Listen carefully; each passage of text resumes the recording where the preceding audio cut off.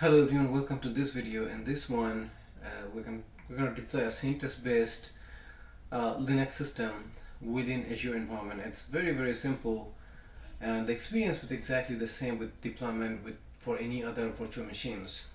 So the easiest things that I do always come over here, look for the virtual machines, and it's going to give you this view. Just click on add, say virtual machines. And over here you can create a new resource group. I'm just going to use an existing one, test lab, and over in this one I'm just going to call it CentosOS. East US is the region that you should select. You can select any other. This is my favorite location.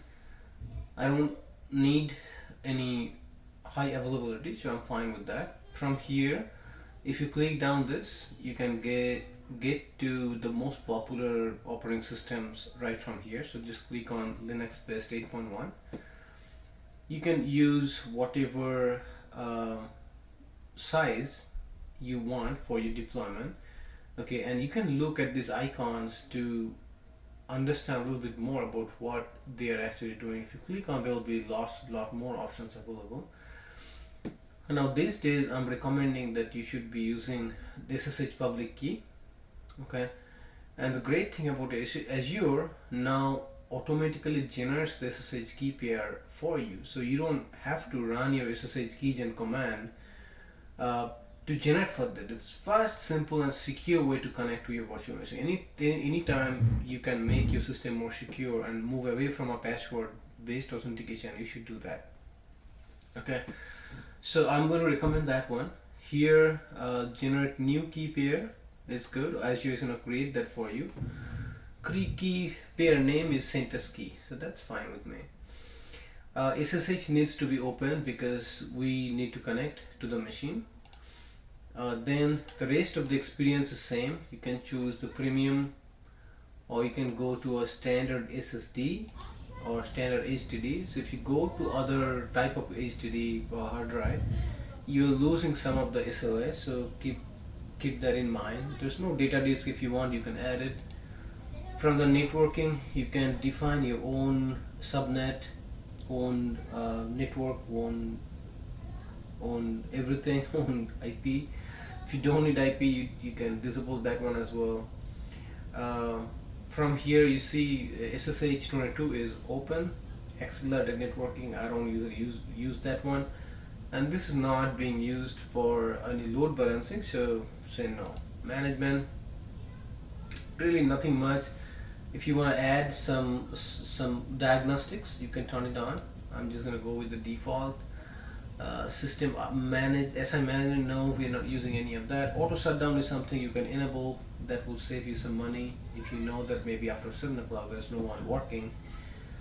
Okay, and backup, you can enable it. If you do, then you have to set up a service recovery services vault. Okay, let's do that. Maybe just create the default one. Okay, then just say advanced. Here, if you want to install any extensions, you can. We don't need anything at this time, so I'm just going to go to tags. I'm just going to say department and just say labs. Okay, that's what I'm going to use. Okay, if you want, it's not mandatory, but it's always recommended that you add tags for your resources. Then you just go to create, and it's going to go through some validation, and if it thinks that it's going to be okay, so here it's asking for a phone number. So let's just give a number.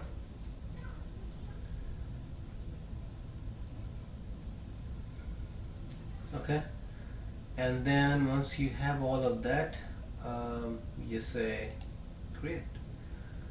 So that's going to create my CentosOS virtual machine. In this particular one, we are creating multiple different things. So we're creating SSH key, we are creating the CentosOS virtual machine, we are creating a recovery service vault, we are enabling the backup of this machine. Okay, so this deployment may take just a little bit longer than if you're just deploying a machine and you're not worried about anything else. Okay, so just give, and how where you can see usually this shows up, it has not shown up for whatever reason, but usually this window will change and it will say that yeah, deployment in progress, and I fully expect that it will show that view in any second. So give that just a minute and I'm gonna pause the video, and as soon as I have the deployment ready, we're gonna go in and do some more stuff. Actually, you know what, it's gonna ask for this is the one that I wanted to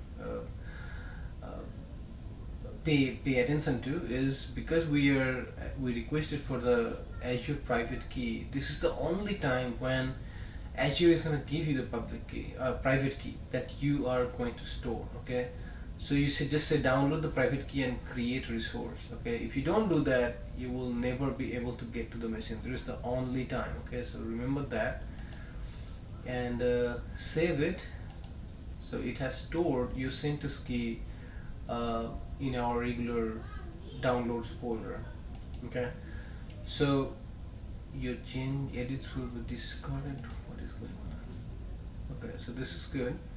So yeah, here is the deployment view, and now look at that. As I said, this notification bar has also this information that is being deployed. Look at that. I have a backup recovery vault policy that's been created already. Okay, network security group has been created, IP has been assigned, this is what a network interface is defined. Then we are right now they're deploying the virtual machines. So the great thing about the resource manager, it knows what other resources are needed for your particular need, and it will deploy the resources in order. So it knows that if I don't have a network card or a virtual network, I cannot really deploy a virtual machine. So they will create that dependent resources as well. So that's a great thing, right? While this is going on, you can also look at the deployment template most likely. So it's gonna give you the template that's actually being used, and it's a good thing for you to review these templates and be able to understand what they're saying. Okay, in this one, in this particular lab, we are not looking at those. From here you can also quickly take a look at what are the resources this template is deploying. Okay, the icons are really useful, like my storage, my NSG, this is the network card, the virtual machine, all of that is going to show up. The variables are going to show up in here, and all the parameters, they're also going to be displayed over here as well. Now we just noticed that this deployment has been successful, so now we can go to the resource, and so here couple thing I wanted to quickly check. I want to check look at the backup and see what we did, if it showed up in here or not. Okay, so it says backup pre-check, so it has not started the backup because it's just we just deployed the machine. So it says initial backup pending, recovery service vault. This is the vault that's got created, and we said that here daily policy, we have a daily policy, it's going to back up every day. So it's initial backup pending. So at this time you can also click on this backup now. Okay, to back up this machine you can just say okay, and backup, retain backup till how long you want to keep the backup. You can, I'm going to accept the default value right now.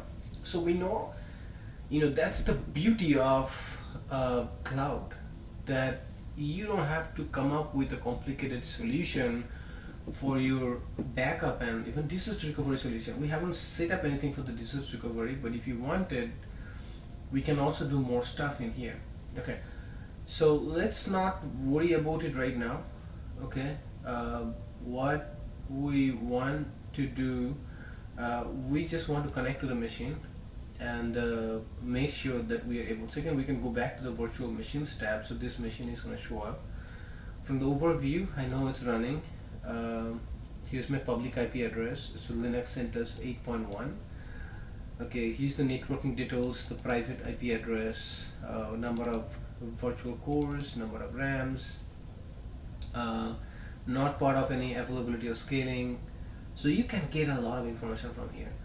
So the easiest way to connect to the machine is you just click on connect and say, yeah, I'm going to use the SSH, and they're saying, okay, run the example command below to connect to your VM. So let's copy this one, and what we'll do, this is downloads to do ls CentosOS Key is right there, so I can run this command, which is just saying to SSH, use Azure, where am I?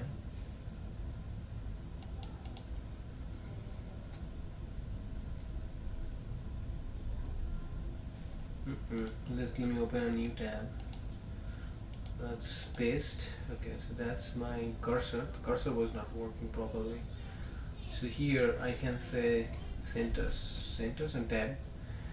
So think what is going to happen. It's going to use this CentosOS key, okay, and it is going to try to connect the Azure virtual machine that we have deployed here. It's got the public key that we created, but it's going to fail. And I want you to think why. Okay, let's see. Okay, it's saying, hey, the authenticity of the host can be established. Do you want to accept the fingerprint, and do you want sure to continue? I say yes, and there we go. So it didn't let me log in. It says unprotected private key file. Okay, this is something that you have to understand. The permission for this file that I have right now in my machine is too open. We got too much permission on this file. The permission has to be only 400.